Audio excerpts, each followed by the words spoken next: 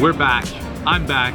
Back from a post-WSOP vacation holiday. We've had a little bit of a break here, not something I'm looking to make a habit out of, but if there's any time to take a vacation, a holiday away from poker, away from Las Vegas, it's immediately after the WSOP.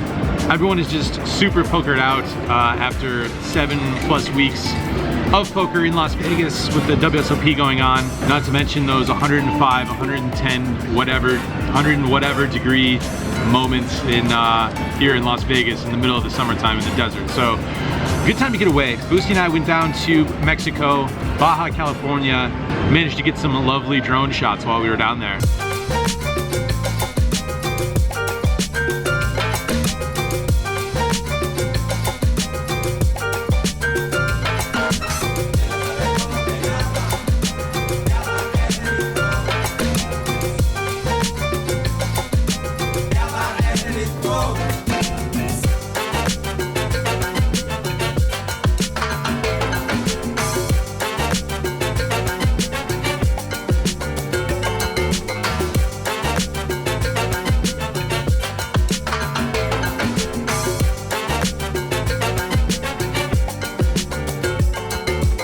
Yeah, now we're back though, and right back into it. Immediately the day that I flew back, Meetup game. Flew right back, hopped right into the Meetup game that evening. Didn't really have super high hopes as far as a large crowd being able to join us, again, due to the fact that I figured most people would be out of town, getting out of Vegas and getting away from this heat a little bit. But we still managed to get 4 tables at 2-5 no limit running at the Westgate on a Wednesday, which, to be honest with you, I'm pretty happy about. I cracked open the Bravo Live app while I was at the Westgate, while the Meetup games were going on, just to take a look at some of the other properties and see how many games were running. It was interesting, the Venetian had 4 2-5 games going, the Wynn only had 2 2-5 games going, the Bellagio also had 4 2-5 games going, and the Aria had 3 2-5 no limit games going. Obviously those properties are going to have some other games aside from the 2-5 games going as well, but keep in mind, this is the Westgate. This is not on the Strip. Some of those other properties, those are center Strip, premier properties, premier poker rooms. So to be able to sort of match what those properties were able to put together as far as number of 2-5 games, pretty cool that we're able to get those numbers of games going and that number of people together. Very happy that everyone came out who was in town and joined us at those games. I managed to capture a couple of hands. Obviously they let us film over there at the Westgate during the Meetup games, so captured a couple of them on film. First interesting one, there's an early position raise to 10, so just a min raise. It looks like a King 10 suited on the button. Since $10 is usually not going to signify too strong a hand, I decided to 3-bet it and isolate this player to $45. The initial raiser makes the call, so heads up to a flop of ace 4-3 rainbow. This flop is always going to favor my range since it's got ace on the board. Ace high should favor me, I would think. It's super dry though, so I don't have to bet real big, so I bet $35, and he doesn't think for too long before folding, so it's one of those hands that's pretty straightforward, and there are still a couple takeaways there. A, the sizing pre-flop. This player had been adjusting his sizing based on his hand strength, so turns out that $10 raise was probably on the weaker side. Second thing to take away is that you don't really need to c-bet too big on a ace-high, mostly dry flop. You can put in a cheap bluff and just try and take it down right there, and that's what happens. In this next hand, we're playing the button game, which means each player is putting $5 on the button when they are in the dealer position. If that player happens to win that hand, they get the money that has accumulated on the button. If they don't win that hand, the button moves as usual and the next player puts $5, and it goes on until someone wins their button hand. They collect the money that is accumulated on the button. So in this hand, I am on the button with like $30 accumulated on the button. If I win this hand, I win the $30 as well.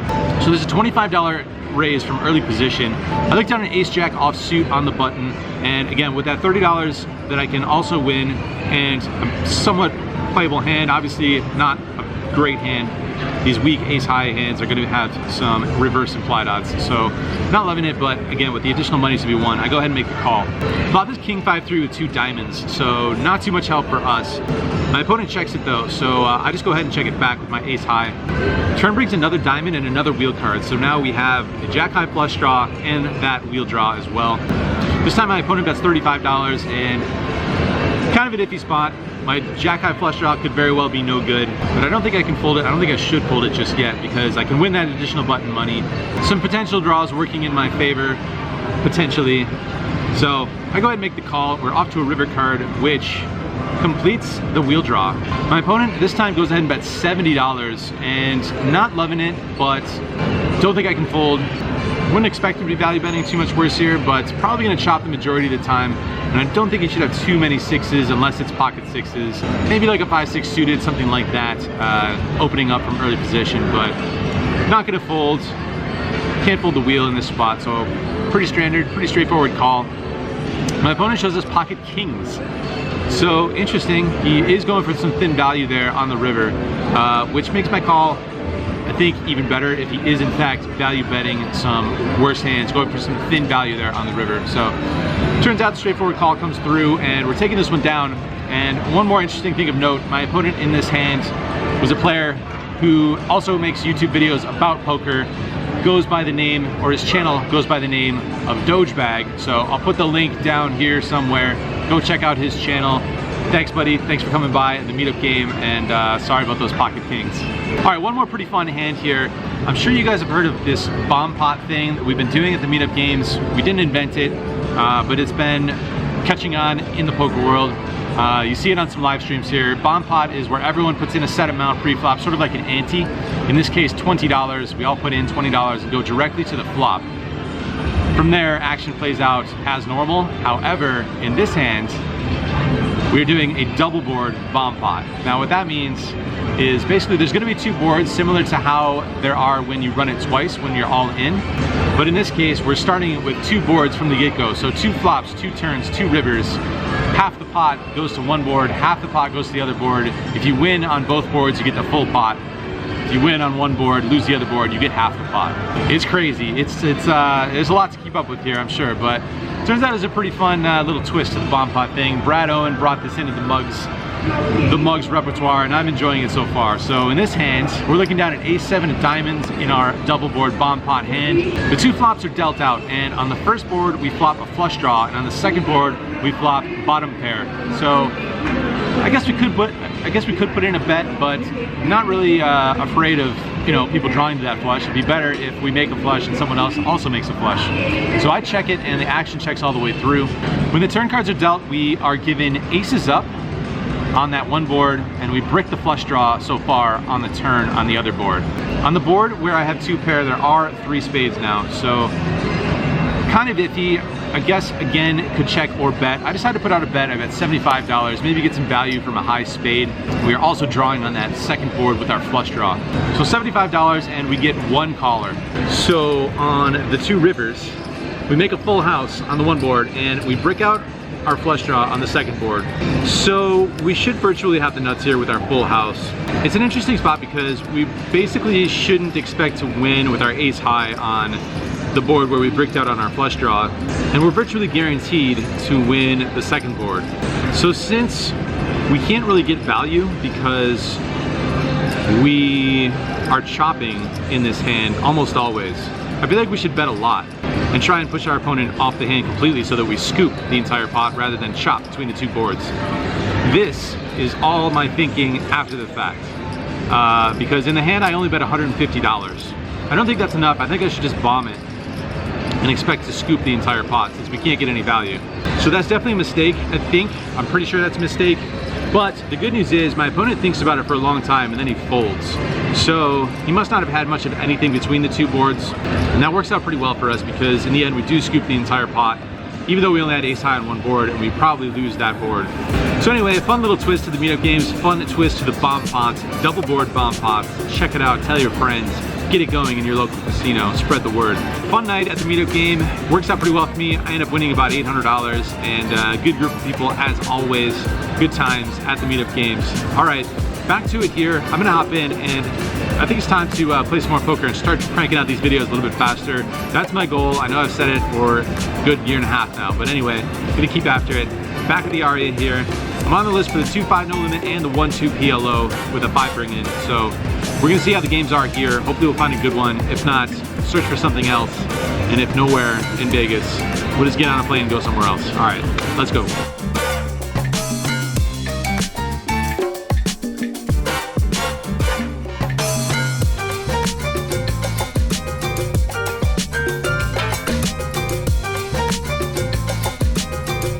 All right, Alright, so I was playing the 2-5 game there for an hour and a half or something like that, and a couple of interesting hands. Moving over to the, I'm going to move over to the PLO, but we had a couple of interesting hands, a couple of things worth mentioning. In one hand there was a middle position open limp, and I looked down at Queen 9 of hearts. Anytime there's an open limper in there and I have a playable hand, I'm going to try and ISO it, so I make it $20 to go. The button and the limper call, so 3 ways to a flop, which comes 10 high with 1 heart. Checks to me, and with some backdoor possibilities there, I put out a C bet. I bet $35 and only the button calls. Turns it off to Jack, so we pick up the open-ended straight draw. I'm gonna bet it again with our added equity and size up a little bit and make it 125 to go. Button snap calls, so not looking too good here. And on the river offsuit 7, we end up with Queen high. I decided to just give it up based on how quickly he called there on the turn. So I check it and he checks back with pocket kings. He just turns them right over. A couple surprising things there. He didn't 3-bet pre-flop, and it would have been nice to river a king. No such luck, so we're gonna send that one to our opponent's stack. And the other interesting hand, the under the gun player limps, and right next to act, I look down at 7-5 of clubs. We're only 7-handed, so I think I can get away with an ISO here. So I make it 25 to go. Small blind in the limper call. Where was I? So 3 ways to a flop of ace 6-3 with 2 clubs. So flop ourselves a gutter ball plus flush draw. Checks to me, pretty standard C bet, ace high board, and good equity here. So I bet $45, I believe. Only the small blind calls. So heads up to a turn card, which comes in offsuit 8. Again, we add an open-ended straight draw to go along with our flush draw this time. And after he checks it to me, definitely going to continue betting here. Just going to barrel away and size up again. So this time I bet $200. And he doesn't take too long before folding. So good result on that one. We get 1 bluff through, we lose 1 bluff. End up with a small loss, I think somewhere around $100 or so, maybe a little bit less. Not a ton of action in that 2-5 game, aside from me just barreling away and bluffing away. So moving over to the PLO, 1-2 with a 5 bring in. We'll see if there's any action to be found in this game.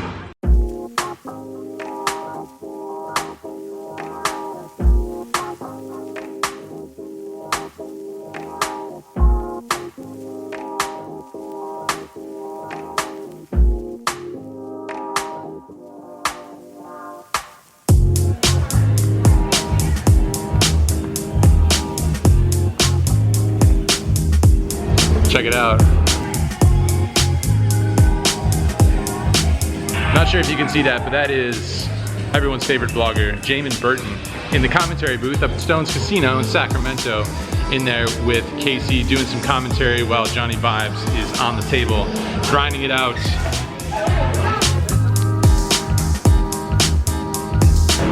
All right, so almost fell down the escalator. Just wrapping it up here over at the Aria, and yeah, as mentioned, I was playing that 1-2 $5 bring in PLO, and I don't know about you guys, but if you are at all interested in the PLO, the Pot Limit Omaha, I highly recommend getting in there and stepping it up and adding it to the repertoire as much as you can, because it is just so nice to be able to switch up the game, switch over to a different game, and see if there's more action in the PLO, which it seems to me there often will be.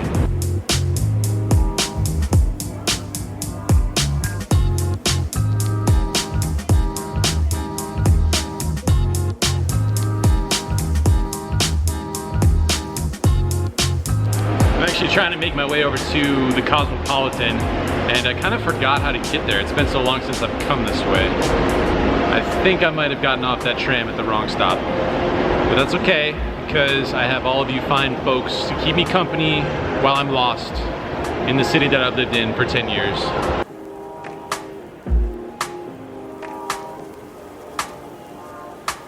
Anyway, as I was saying, highly recommend getting into the PLO mix, at least a little bit, and dabble in it, see if you find it interesting, and see if there's a decent amount of action, which can often be the case in these PLO games. It was definitely the case tonight.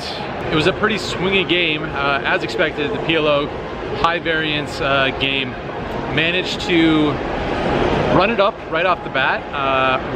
Was in for 400 and got up about 700 within the first hour or two. After that, ran into some difficult spots and some run bad, and went all the way down to minus 800. But then after that, things turned around, and the hand of the session, just to give you guys a sort of sense of how much action you can find in the PLO game, there was a straddle on in this hand, and there's an earlier position limp. And I looked down at pocket kings with one suit. I decided to raise it up to 50. There's a call, and it goes around to the straddler, who puts in a 3-bet. And this player had been giving a lot of action, playing a very high percentage of hands. So when he puts in the 3-bet, I'm gonna go ahead and put in a 4-bet. It's definitely not a standard play that I would make, but only against very certain players that are giving this much action. So go ahead and put in the 4-bet. Very long story short, we end up getting all in pre-flop 3 ways with pocket kings. And the board runs out with 3 5s on the board. So we end up with a full house and the best hand somehow. In a 3-way all-in pre-flop, pocket kings are the best hand. So we scoop that one, and that's a good sized pot. Brings us all the way back up to a profit of somewhere in the neighborhood of $500 in the PLO game.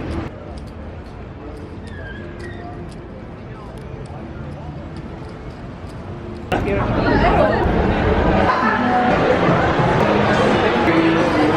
are you?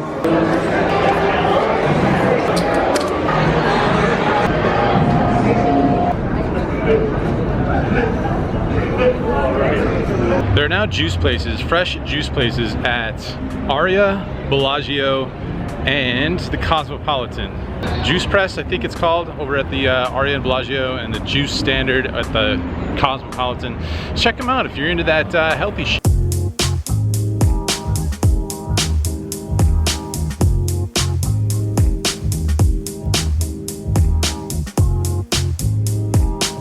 The only reason I really had to go over there to the Cosmopolitan was because a friend of mine took his chips from Las Vegas all the way back to South Carolina. Apparently some people forget that they have $600 in chips. They forget to cash them out. But never fail, your friend in Vegas can receive them in the mail and cash them in for him.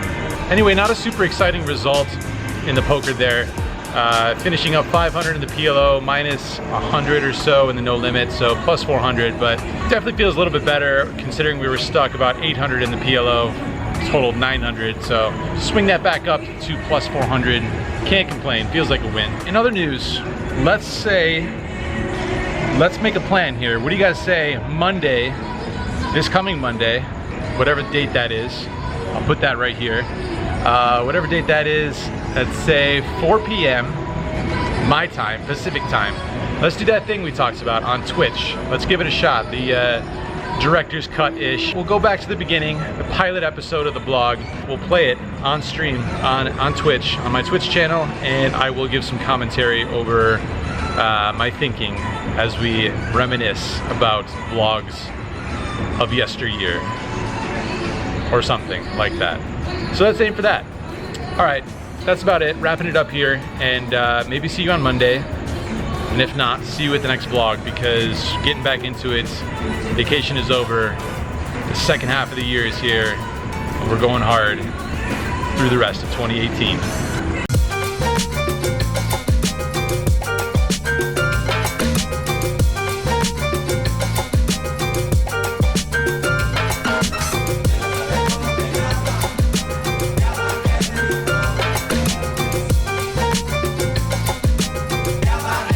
Whoa.